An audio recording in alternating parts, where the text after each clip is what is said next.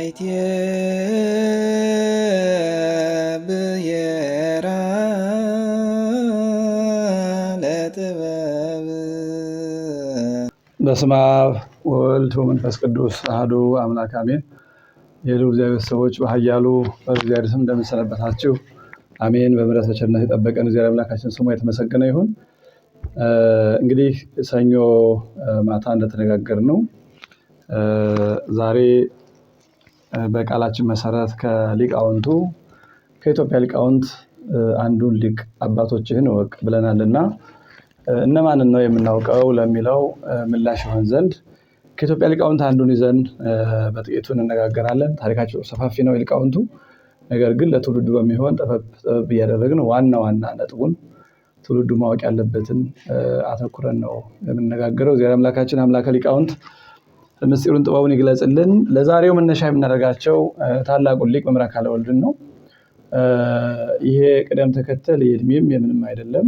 እኔ በሚገባ ታሪካቸውን ከማውቃቸው ሊቃውንት ያው በቦሩ ሜዳ ስላሴ ረጅም ጊዜ ስለኖርኩ በትክክል ታሪካቸውን ከማውቃቸው እንደ መገናኛም ናቸው። የሊቃውንቱን ዘር በማትረፍ ብዙ ስራ ስለሰሩ ኦልሞስት የሊቃውንት ለቀደምቱም ለኋለኞቹም መገናኛ ናቸውና እሳቸውን ነው መነሻ የምናደርጋቸው። ታላቁ ሊቅ መምህር አካለ ወልድ የትውልድ ቦታቸው ሸዋ ነው። በመንዝ ውስጥ ውቢት አምባቦ የሚባል ቦታ ነው የተወለዱት። አባታቸው መምህር ሰርጸ ወልድ፣ እናታቸው ወለተ ኪሮስ ወይም እመት መተኮ ይባላሉ። በ1824 ዓ.ም ነው የተወለዱት። ተወልደው እንግዲህ ያው በመጀመሪያ ደረጃ ትምህርታቸውን ንባብ እንዲህ ነገሮችን ከአባታቸው ከመምህር ሰርጸ ወልድ እየተማሩ ነው ያደጉት። ታሪኮቻቸው በሙሉ ሊቃውንቱ የመዘገቡላቸው መጻሕፍት ሁሉ እንደሚናገሩት በጣም ርጉዕ የሆኑ የተረጋጉ፣ እንደ ልጅ ጨዋታ፣ ቅንጦት፣ ሩጫ የማይፈልጉ ተረጋግተው ቁም ነገር ብቻ ቀልድ ጨዋታ የማያውቁ አንገታቸውን ደፍተው የሚሄዱ ልብሳቸውን ዝቅ አድርገው የሚለብሱ ነበሩና እንደው አባታቸው መምህር ሰርጸ ወልድ ልብሳቸውን ዝቅ አድርገው እየጎተቱ ሲሄዱ በዚያ ዘመን እንግዲህ ልብሱን ዝቅ አድርጎ የሚሄድ ሰው ስራ ፈት ነው፣ ለስራ ጠንካራ አይደለም ተብሎ ይታሰብ ነበርና እንደው ልጄ ከቶ እንዴት ሆነ ትኖር ይሆን በዚህ አያያዝህ ነው ሰርተህ በልተህ የምትኖረው ሲሏቸው ቢቀር የአንድ መነኩሴ ዳዊት እና መቋሚያ ይዞ ተከትሎ መኖር አያቅተኝ እያሉ ይመልሱላቸው ነበር ይባላል።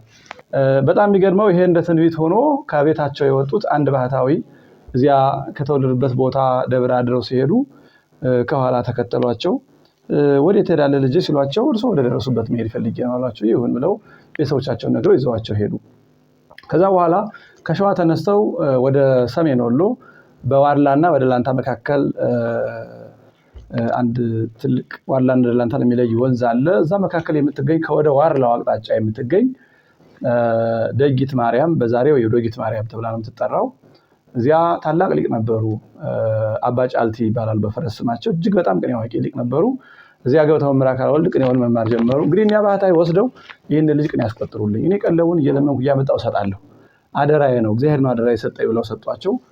ከዛ በኋላ እኒያ መምህር በርካታ አስነጋሪዎች፣ ዘራፊዎች እንግዲህ አስነጋሪ ዘራፊ የእጩ መምህራን እንደማለት ናቸው። በሚገባ ቅኔውን ያወቁት ናቸውና ስለነበሩ ከመምህሩ ቀርበው ቅኔ ሳይነግሩ ከአስነጋሪዎቹ ከዘራፊዎቹ እየነገሩ ቅኔ መቀኘት ደረሱ። ቅኔ መቀኘት ማለት ቤተክርስቲያን ማድረግ እስኪችሉ ድረስ ሙያቸው ተረጋገጠላቸው እንደማለት ነው።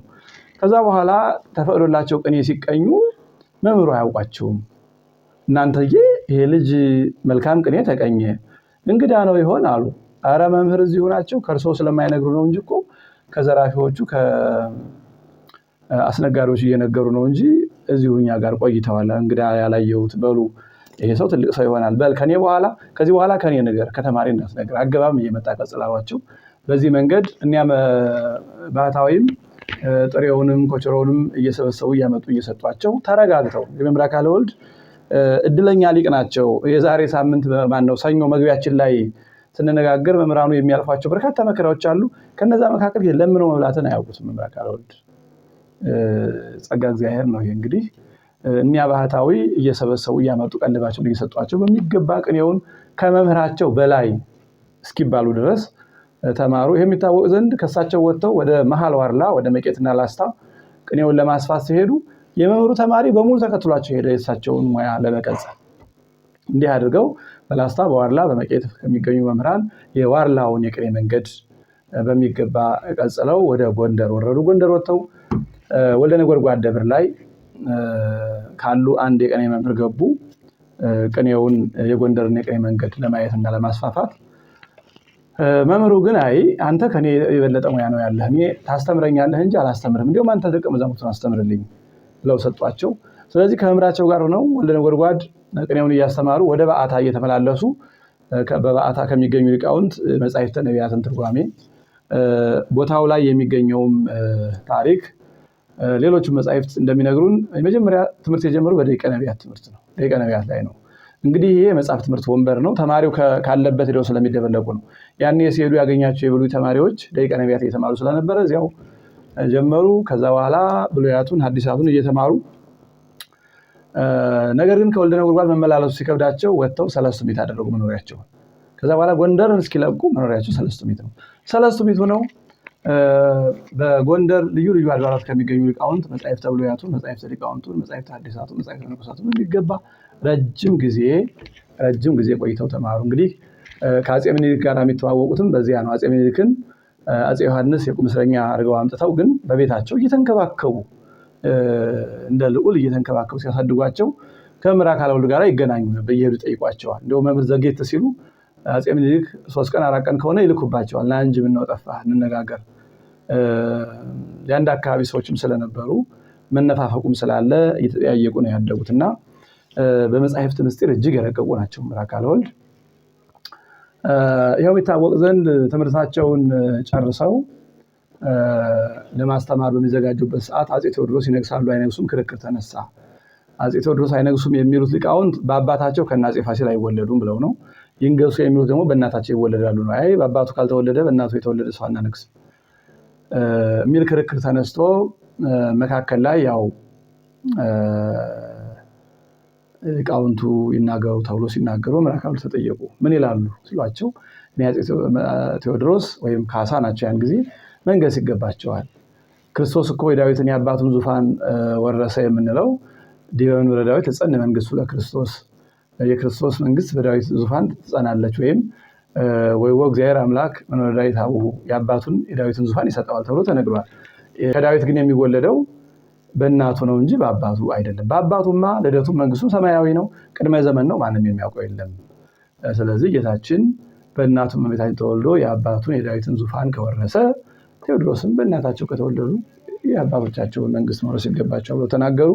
በዚህ ምክንያት ይሄ ቃል ሊሻር አይገባውም ተብሎ ወደ ደረስጌ ማርያም ሄደው አፄ ቴዎድሮስ ነገሱ። ከዚያ ጊዜ ጀምሮ የመምህር አካለ ወልድና የአፄ ቴዎድሮስ ወዳጅነት በጣም ጠንካራ ነው የነበረው። በሄዱበት ሁሉ አይለዩቸውም።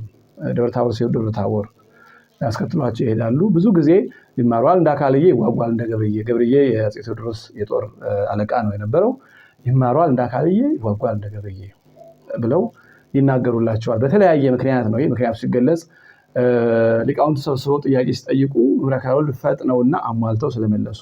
ለምሳሌ ሊቃውንት ተሰብስበው እግዚአብሔር በ6 ቀን ዓለም ፈጥሮ ጨርሷል። ስራውን ከጨረሰ ዛሬ ምን ያደርጋል?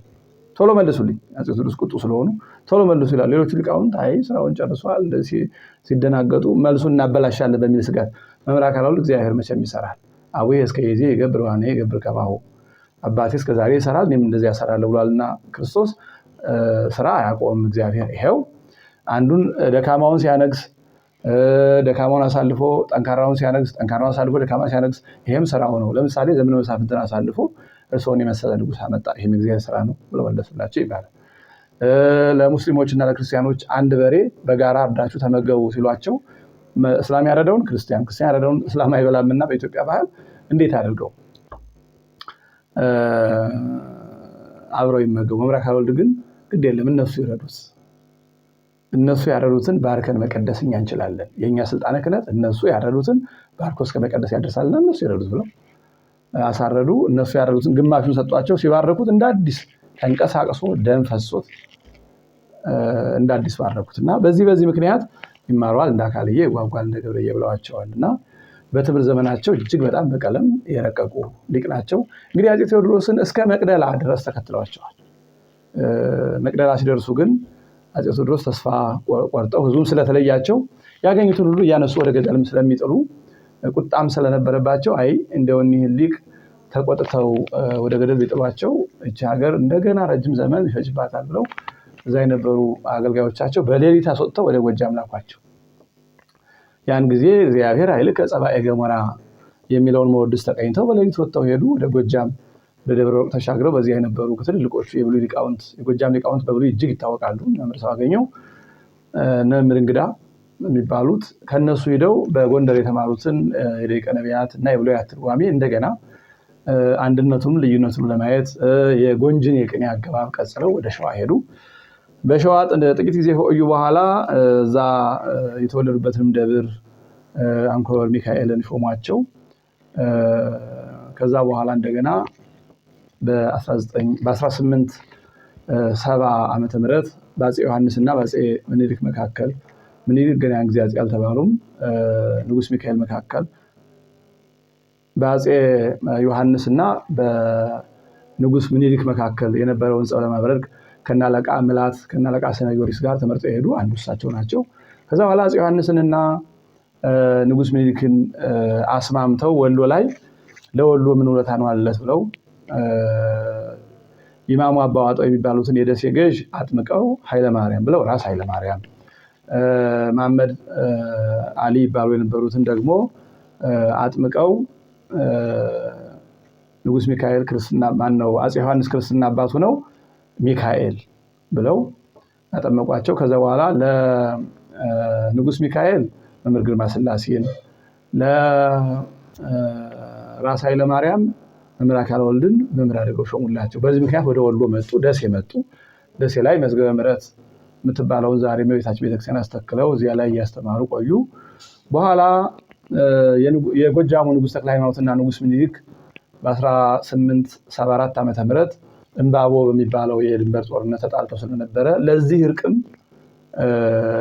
ንጉስ አፄ ዮሐንስ ምኒልክንና ተክለ ሃይማኖትን ቦሩ ሜዳ ድረስ እንድትመጡ ብለው መስከረም ላይ እንድንገናኝ ብለው መልእክት ላኩባቸው። ከዚያ በኋላ ሁለቱ ነገስታት መጥተው ለእርቅ ሲዘጋጁ አፄ ዮሐንስም ቀድመው መጥተው ከክረምቱ በፊት ቀድመው ወሎ ገብተው ቦሩ ሜዳ ስላሴ ተራራው ላይ ቁንዲ የሚባለው ተራራ ላይ ቤተመንግስት አሰርተው ነበርና ንጉስ ተክለ ሃይማኖትና ንጉስ ምኒልክ ሊገናኙ ልክ የአንድ ቀን መንገድ አይሆንም ማለት ትንሽ መንገድ እንደነገ ቦሩ ሜዳ እንገባለን ብለው በአቅራቢያ ሰፍረው ሳለ መስከረም 10 ቀን ከሌሊቱ 5 ሰዓት ከንጉሱ ቤተመንግስት ላይ ብርሃን ታየና እንደውም ንጉስ ምኒልክና ንጉስ ተክለ ሃይማኖት ጠላት የንጉሱን አፄ ዮሐንስን ቤት አቃጠሉ ብለው ገስግሰው ሲደርሱ ምንም ጠላት የለም፣ ዝም ብሎ ሰማያዊ ብርሃን ነው። ከዚያ በኋላ አፄ ዮሐንስ መንፈሳዊ ንጉስ ስለነበሩ ይሄ ቤት የስላሴ መስገኛ ነውና ለኔ አይሆን ባርኩልኝ ብለው አስባርከው ከውስጥ እንደ መቅደስ ድንኳን አስተክለው አበራ ስላሴ ብየዋለሁ ብለው ለዚህ ደብር ትልቅ ሰው ያስፈልጋሉ። መምህር አካለ ወልድ እንግዲህ መምህር አካለ ወልድ ቦሩ የገቡት በ1875 ዓመተ ምህረት ስለዚህ ከ1875 እስከ 1912 ዓመተ ምህረት ነው ቦሩ ላይ ያስተማሩት።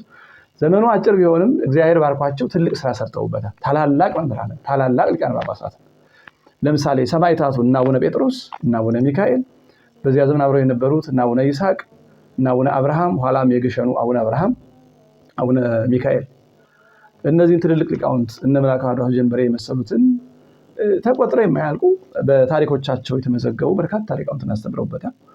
መምህር አካለ ወልድ በማስተማር ላይ ደግነት፣ በደግነት ላይ ምናኔ፣ በምናኔ ላይ ተርጓሜ ምስጢር የተደላደላቸው ታላቅ ሊቅ ናቸው። እጅግ መናኝ፣ ገንዘብ በእጃቸው የማይነኩ ነገር ግን እጅግ ብዙ ሰው የሚከተላቸው ናቸው። ከእናት ከአባቶቻቸው የተወለዱ 6 ናቸው። የተማሩ እሳቸውና ትንሽ ወንድማቸው አለቃ እስጢፋኖስ ናቸው። የቀሩት ምዕመናን ናቸው። ግን እነዛ ወንድሞቻቸው በሙሉ ወደ ቦሩ መጥተው እዚያው ሰፈሩ ከእሳቸው ጋር። ልጆቻቸው ሊቃውንት ሆኑላቸው ከእሳቸው እየተማሩ እና ሰው ብዙ ናቸው። በዙሪያው ብዙ ሰው አላቸው። እንድቻርገው ገንዘብ በእጃቸው አይነቁ። ገንዘብ ሲመጣ አስገቡ ይላሉ፣ አውጡና ስጡ ነው። የገንዘብ ፍቅር ጨርሶ ይጠፋላቸው፣ ፍቅረ ዓለም ጨርሶ ይጠፋላቸው። ርጉ መናኝ ብዙ የማይናገሩ የማይንቀሳቀሱ እንደውም ሁለት ሊቃውንት ከጎንደር ዝናቸውን እየሰሙ እስኪ ሄደን እንያቸው እኒ መምህር አካሉ የሚባሉትን ብለው ሄደው ሲመለከቷቸው ማህሌትም ላይ ከቆሙ ቁጭ አይሉ ቤታቸው አካባቢ ከተቀመጡ ቦታ ላይ እነሱም ካሉ ቦታ አይንቀሳቀሱም ብዙ አያወሩም ጸጥ ነው የሚሉት እና አንደኛው አይ ይሄ ሰው ምንም የሚያውቅ አይመስለኝም ምንም እኮ አይንቀሳቀስም አይናገርም አይጋገርም ዝም ነው የሚለውና እኔ እንደሚባለው አይመስለኝም አለ አንደኛው ሌላኛው አይ ግድ የለም አንተ ምን ቦጫቦጫው እኮ ግማሽ የሆነ ዕቃ ነው የሞላ ጋር አይንቀሳቀስም ይሄ ምላታቸው ነው የሚያመለክተው ብሎ መስክሮላቸዋል ይባላልና እጅግ በጣም የተረጋጉ ናቸው ነገር ግን ከገንዘባቸው መስጠት ነው ጉባኤ እያካሄዱ አንዲት ደሃ ራበኝ ጠማኝ እያለች ከውስጥ ጮሃለች ባክሽ አትረብሺ ትምህርት እየሰጡ ነው ራበኝ እርዱኝ ትላለችና በጊዜው የሚተረጉሙት ልጇ ታሞባት ልጄን ቢስጋኔን አሞብኛልና እባክህ ልጄን አልልኝ እያለች የምትጮኸውን የከነናዊቷን ሴት ታሪክ ነበር የሚተረጉሙት ከዛ በኋላ እቺ ሴት እባክህ አሰናብታት አስቸገረችን ወደ ደቀ መዛሙርቱ እንደ እምነትሽ ይሁንልሽ ብሎ ፈውሶላታልና ያን በሚተረጉሙበት ሰዓት እቺ ሴት ራበኝ ጠማኝ እያለች ስትጮህ ደቀ መዛሙርት ሲቆጡ ተው ግድ የለም ተው ከዚህ በላይ ከኔ የበለጠ ስራ የለም እና ስትል አያችሁ እኛ የምናነበውን እሷ ተረጉመች እውነቷን ነው ከሷ የበለጠ ስራ የለም ሂዱና ባካችሁ የሚበላም የሚለበስ ማውጣችሁልኝ ብለው አሰጥተዋታል እንደውም አንድ ቀን ከቤተክርስቲያን ሲመለሱ በረደኝ ያለ አንድ የተራቆተ ደሃ ይንቀጠቀጣል ቦሩ አካባቢ በጣም ቅዝቃዜ ስለሆነ በርዶት ሲንቀጠቀጥ ከካባቸው ውስጥ ያለውን ጋቢ ቀስ አድርገው የተንሸራተተባቸው አስመሰል ሸርተት አድርገው ወደዛ ደሃ ገፋ አደረጉለት ካባቸውን ብቻ ይዘው ከዛ በኋላ ተከታዮቻቸው የወደቀባቸው መስሏቸው አንስተው ሊሰጧቸው ሲሉ ተውት ግድ የለም ለዚህ ደሃ ስጡልኝ አሉ እንዴ እኛ ከቤተ መዛግብት አውጥተን እንሰጠዋለን ይሄንን እርሶ ልበሱ አሏቸው ግድ የለም ለኔ ሲሆን አታጡልኝ ለእርሱ ግን አታገኙለትም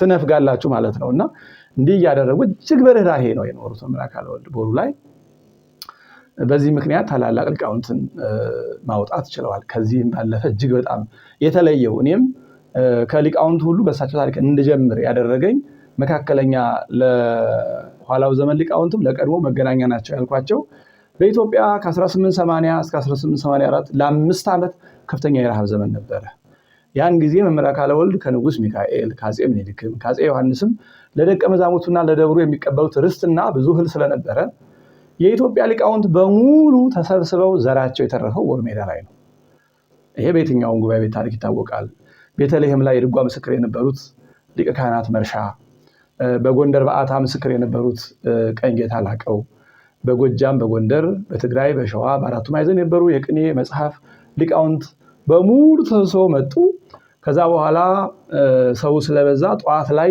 የጋራ አሳቸው ታላላቁን የመጽሐፍት ሊቃውንቱን የመጽሐፍ ንጉሳን ትርጓሜ ካሰሙ በኋላ ለያቅጣጫው 3-4 መምህራን መጽሐፍት ሐዲሳት 3-4 መምህራን መጽሐፍት ብሉያት 3-4 መምህራን ቅኔውን ቅዳሴውን አቋቋሙን ድጓውን ዝማሬውን ሲያስተምሩ ይውላሉ ደወል ተደውሎ 9 ሰዓት ሲሆን እንደ ሰርክ እንደ ንጉስ ግብር ይገባል ምዕመናኑ ሴቶቹ በመፍጨት በመቁላት እንጀራ መጋገር ወጥ በመስራት ወንዶቹ እንጨት በመስበር ውሃ በመቅዳት እንጨት በመፍለጥ በብዙ ሺህ የሚቆጠር ህዝብ የረሃብ ዘመን የወጣው ቦሩ ሜዳ ላይ ነውና እቺ ቦሩ ሜዳ እንግዲህ የሊቃውንቱን ዘር በማትረፍ በአካብ ዘመን ኤልያስ ብቻውን ቀርቶ ነቢያት ካህናት ሲያልቁ አብድዩ 50ውን በአንዱ ዋሻ አድርጎ 100 ነቢያት እንዳተረፈ መምህር አካለ ወልድ የኢትዮጵያ ሊቃውንት ዘር አትረፈውልናልና በዚህ ምክንያት ነው እኔም መጀመሪያ ያደረኳቸው ያልኩት ለዚህ ነው እንግዲህ ያ ዘመን የረሃብ ዘመን ሲያልፍ እነ ሊቀ ካህናት መርሻ መልሰው ከነተማሪዎቻቸው ቤተልሔም እነ ቀኝጌታ ላቀውም ተመልሰው መጥተው በአታ ጎንደር የቅኔዎቹም የመጻሕፍቶቹም በልዩ ልዩ በየገዳማቱ የመጡት በየቦታው ተመለሱ አንዳንዶቹ ግን በፍጻሜ ዘመን ከመምህር አካለ ወልድ አንለይም ብለው እዚያው ያረፉ በርካታ ትልልቅ ሊቃውንት አሉ ደከሳቸው አንለይም የሆነው ይሁን ያን የረሃብ ዘመን አወጣውና ከዚህ ሄደን ምን ትሩፋት ልንሰራ ብለው እዚያው ያረፉ አሉ ሄደው ጉባኤያቸውን የቀጠሉ በርካታ ሊቃውንት አሉ በተለይ ምናኔ ህይወታቸው የሚገርም ስለነበረ አንድ አባ ገብረ ማርያም የሚባሉ መነኩሴ ወደ ዋልድባ ናቸውና መጽሐፈ ንጉሳት ተምረው ለማድረስ ከልሰው ለማስመስከር ከመምህር አካለ ወልድ መጥተው በደንብ ጠባያቸውን ካዩ በኋላ አይ እንደውኛ ሞኞች ነን መጽሐፈ መነኮሳት ሲሉን ዝም ብለን ብራና እናገላብጣለን እንጂ መጽሐፈ መነኮሳት ማለት ራሳቸው መምህር አካለ ወልድ ናቸው። እሳቸውን ማየት መመልከት የመጽሐፈ መነኮሳት ትምህርት ማለት እሳቸውን ማየት ነው። አብ ይባላልና የምናኔ ህይወታቸው የሚገርም ነው። በዛ ላይ ደግሞ ደግነት እንዲህ እያደረጉ ነው የኖሩት። ከዛ በኋላ በ1892 አካባቢ ወደ ኢየሩሳሌም ሄደው ደርሰው ተመልሰዋል። አብይ ጾም በሙሉ ቀራንዮ አካባቢ በዛው እስክንድርያ መንበረ ማርቆስ ሄደው ባለ 50 እዛ ሲያስተምሩ ተረጉሙ ከርመው ሲመለሱ ጉባኤው ከቀድሞ በላይ ሰፍቶ ስላገኙት እንደውም ፍጻሜውን ያላገኘ ነው ጫፉን ብቻ ያገኘ ነው። አንድ የሚገርም መወድስ አለ። ነኑ የሐተት ጊዜ ጥበብከ የሚል መወድስ ተቀኙ ይላል ታሪኩ። ይሄን መወድስ ከመጨረሻው አላገኘ ነው እስካሁን። ሌሎቹ ግን ተመዝግበው ይገኛሉ። ከዛ በኋላ እንግዲህ መምህር አካለ ወልድ ሐዋርያዊ ተልእኮ የገባቸው ናቸው።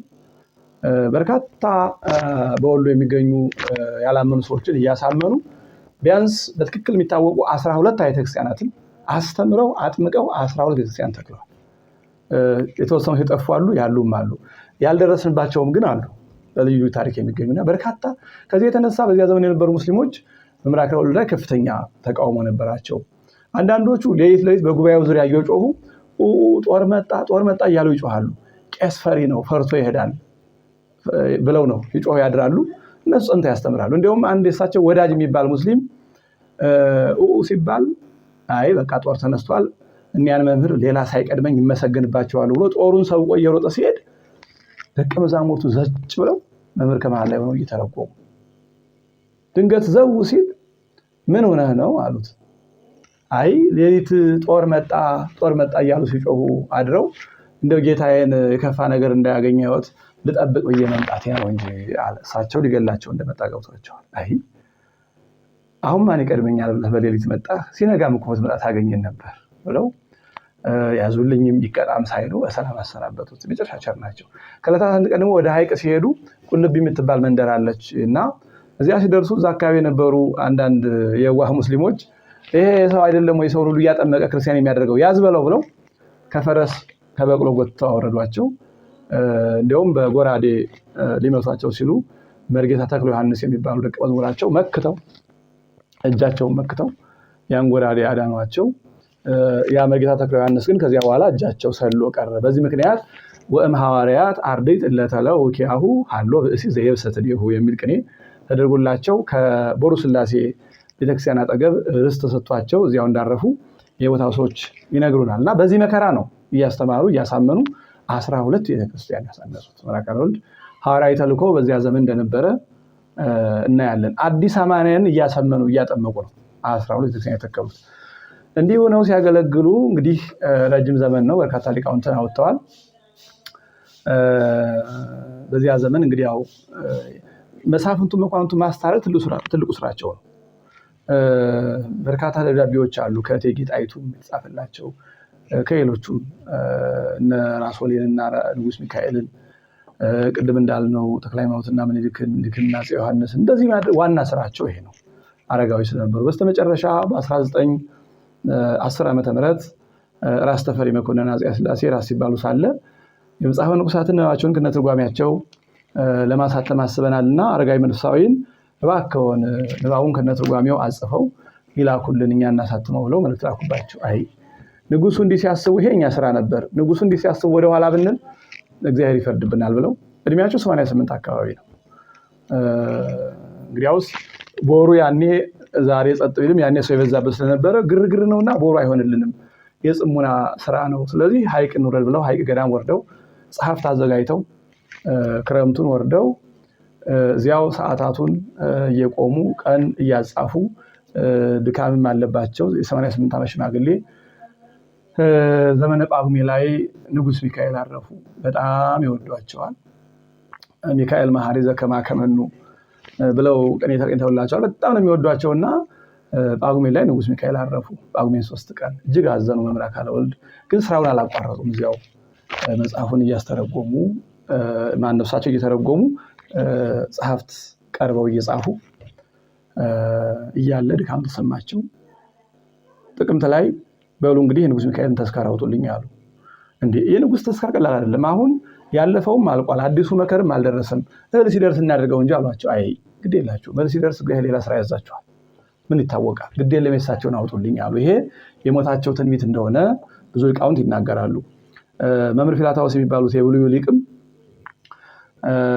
መምህር አካለ ወልድ በህዳር ሊያልፉ መስከረም መግቢያ ላይ ማነው ክረምት መግቢያ ላይ ልሂድ ቤተሰብ ልጠይቅ አሏቸው። የዛሬ የኖርክ ነው እስከ ዛሬ ሳትቀብረኝ እንዴት ትሄዳለህ?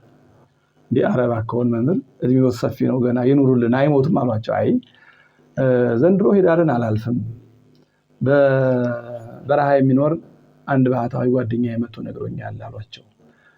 ሊቃውንቱ ግን አይ መምህር ረፍታቸውን እሳቸው ያውቁታል፣ ግን ስለህትና የኔ ነው ላለማለት አንድ ጓደኛ ይነግረውኝ ብለው ይናገራሉ እያሉ ሲተርኩ እንሰማለን በታሪካቸው። እና በዚያም ረፍታቸው እንዲደርስ አውቀውታል። እንደውም ሃይማኖቴ እንደ አባቶቼ መሆኑን የማውቀው በአባቶቼ መታሰቢያ ዕለት ያረፍኩ እንደሆነ ነው ይሉ ነበርና ከዛ በኋላ ሐይቅ እያሉ እየጻፉ እጅግ ደከሙ። ሲደክሙባቸው ቦሩ ሜዳ ሰው ተላከ። የቦሩ ሰው ግልብጥ ብሎ ሄደ። እንወስዳለን ሲሉ ገዳም አባቶች ደግሞ እንዴ ይሄም የኛ ነው እሳቸውም የኛም ናቸው የቤታቸው ነው እዚህ ይረፉ በእናይናቸው ገዳም ይቀበሩ ሲሉ እነዛኞች ደግሞ እንወስዳለን። ጭቅጭቅ ሲሆን አይ እኔ ሰው ብዙ ነኝ ግርግሩ ለእናንተ መልካም አይደለም ግድ የላችሁም ወደዛው ልሂድ ብለው በአልጋ አድርገው ተሸክመው ይዘዋቸው ከሐይቅ ቦሩ ሜዳ ገቡ። በ1912 ዓመተ ምህረት ህዳር 9 ቀን የሰለስቱ ምዕት ዕለት አረፉ። ሃይማኖቴ እንደ አባቶቼ መሆኑን የማውቀው ህዳር 9 ቀን ያረፍኩ እንደሆነ ነው ያሉትም ትንቢት ተፈጸመላቸው። ብዙ የወንድሞቻቸው ልጆች ወንድማቸው አለቃ እስጢፋኖስ ናቸው። እና አለቃ እስጢፋኖስ ልጆች እነ መላከ ፀሐይ እስድሮስ እነ መላከ ዮሐንስ ወልደ ተክሌ የሚባሉ ትልልቅ ሊቃውንት በእሳቸው ተተክተው ኖረዋል። መምህር አካለ ወልድ እንግዲህ ያን ጊዜ ሲሞቱ በኢትዮጵያ ትልቅ ሀዘን ነው የሆነው። በአዲስ አበባ በጊዮርጊስ በመካነ ስላሴ ሲባል ሳለመ ነጸው ቅድስት ስላሴ በእንጦጦ ማርያም መላከ ፀሐይ እስድሮስ የእንጦጦ አስተዳዳሪ ነበሩ። ያን ጊዜ በአድባራቱ በሙሉ ሰዓታት ተቁሞ መንበረ ጸባዖት ቅድስት ስላሴ ላይ ልክ አስከሬናቸው እዛ እንዳለ ተደርጎ ፍታት ሲደረስላቸው አልጋ ወራሽ ባሉበት ንግሥት ዘውዲቱም ባሉበት ጳጳሱ አቡነ ማቴዎስ ባሉበት ራሱ የቻለ ሀዘን እና ፍታት ተደርጎላቸዋል። ኋላም ጥር 2 ቀን መላከ ፀሐይ እስድሮስ የአዲስ አበባ ሊቃውንት በሙሉ ደግሰው ተስካር አድርገውላቸዋል። እና አፈር መልሱ እንጂ ደንጋይ ለምናችሁ የቀለም ቀንድ ነው ተሰብሩታላችሁ እየተባለ በርካታ ግጥም ተገምጦላቸዋል። ስማቸው ብዙ ጊዜ መምህር አካለ ወልድ፣ በፊት አለቃ አካለ ወልድ፣ ኋላ ግን መምህር አካለ ወልድ ነው። ከዚህ በላይ ከዚያ ዘመን በእርግጥ የስሙም ጋጋታ እንደዛሬው አልመጣም። ሌሎች ሊቃውንት ግን የቀለም ቀንድ ይሏቸው ነበር። ተጠይቀው ወዲያውኑ አንቀጹን ክፍሉን ስለሚመልሱ የቀለም ቀንድ ይባሉ ነበርና መምህር አካለ ወልድ እንዲህ ሲያደርጉ የኖሩ ሊቅ ናቸው። እንደ ሀገር የሀገር ባለውለታ በርካታ ነገስታቱ ሲጣሉ እያስታረቁ ትውልድ እያፈሩ ጳጳሳትን እያስተማሩ እንደ ቤተክርስቲያን ባለውለታ እንደ መናኝ በተለይ ደግሞ የኢትዮጵያ ሊቃውንት ዘር በማትረፍ የተለዩ ስለነበሩ መምህር አካለ ወልድን ማንኛውም ሊቃውንት ሊያውቃቸው ይገባል። መላከ ዮሐንስ ጀንበሬ ዝክረ ሊቃውንት በሚል መጽሐፋቸው ላይ በሚገባ ዘግቧቸዋል። መላከ ፀሐይ እስድሮስ ጽፈውት ልጃቸው አብይ ዮሐንስ ያሳተመው የመላከ ልቅኔዎችና ታሪካቸው በጉባኤ ቤቱም ታትሞ ይገኛል በአሁኑ ሰዓት። በቅርቡም ወንድማችን ዲያቆን አሻግሬ አምጤ ፍኖተ ሊቃውንት በሚለው መምህር አካለ ወልድ ፍሬ ሊቃውንት በሚለው በተለይም ደግሞ የሊቃውንቱን ታሪክ አባረው አሳደው በመዘከር የሚታወቁት መላከ ምክር ቀሲስ ከፍያለው መራሂ የብዙ ሊቃውንትን ታሪክ ሲዘክሩ የእሳቸውንም በሁለት መጽሐፎቻቸው በዝክረ ሊቃውንትም ዘክረዋቸዋል፣ በትርጓሜ ቅኔም ዘክረዋቸዋል። እና ትውልዱ እነዚህ ሊቃውንት ሊያውቃቸው ሊያነባቸው ሊማራቸው ይገባል። እኔ ፍንጭ ማሳየት ነው እንግዲህ የእያንዳንዱ ሊቃውንት ፍንጭ ማሳየት ነው። ከደግነታቸው፣ ከትሩፋታቸው፣ ከትጋታቸው፣ ከእውቀታቸው፣ ካስተዋጯቸው ትንሽ ፍንጭ ማሳየት ነው። ከዚያ በኋላ ግን በንባብ ማስፋት ነው። እግዚአብሔር አምላካችን የመምህራችን በረከትና ጸጋ በእኛ ላይ ያሳድርብን። ቀጣይም እንደነዚህ ያሉ መምህራን እግዚአብሔር አምላካችን ለኢትዮጵያ ለሀገራችን ለቤተክርስቲያናችን ያሳጣን። ይቆየን።